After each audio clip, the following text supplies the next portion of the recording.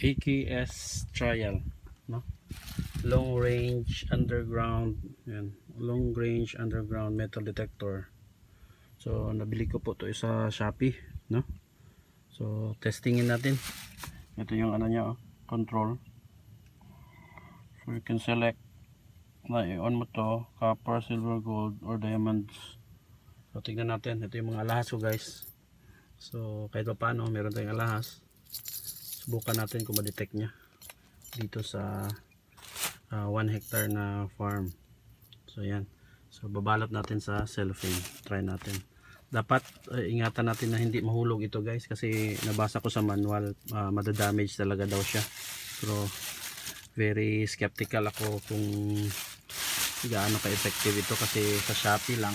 Tapos ang original pala nito guys na sa AKS talaga na store is ano, 187,000. So nabili ko lang to sa Shopee na more or less nasa 3,800 kasama na yung shipping fee. So andito yung last natin guys, no? Ayan. So babalot natin. Babalot natin guys, yan. Try natin i-libing dito sa ano, sa mga graba. Try lang sa mga gravel, kahit mababaw lang. Okay natin. Yan, andyan siya. So try natin on yung ano, yung gadget natin na AKS Gold Finder. So okay, saba mo una, power natin tong remote. Yan, pause on natin ito. Yan, naka-on na, ilaw-ilaw na siya.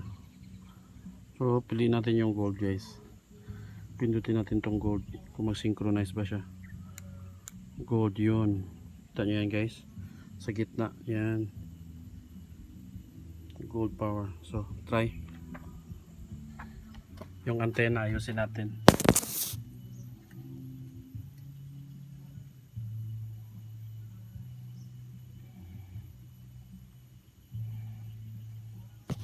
So ayan na, naayos na yung antena guys. Try natin, ikot natin yan, ikot natin. So tingnan natin kung ma-detect nya talaga.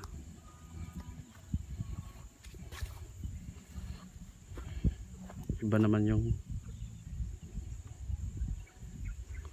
tinuturo. Andun yung ano, andun yung alahas ko. Baka may ano doon. Doon yung tinuturo niya. Tingnan natin.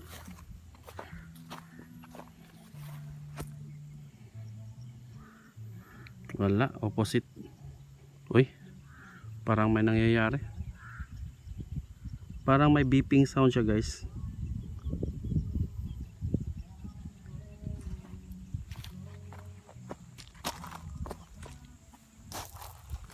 Subukan natin dito talaga kung ano mangyayari.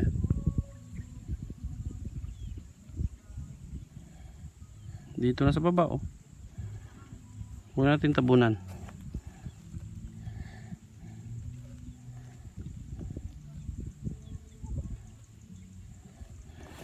Ayan na yun, oh.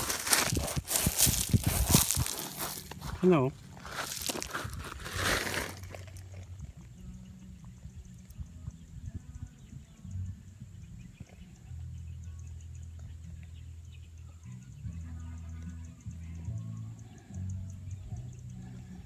Wala. Di ko magets guys. Try.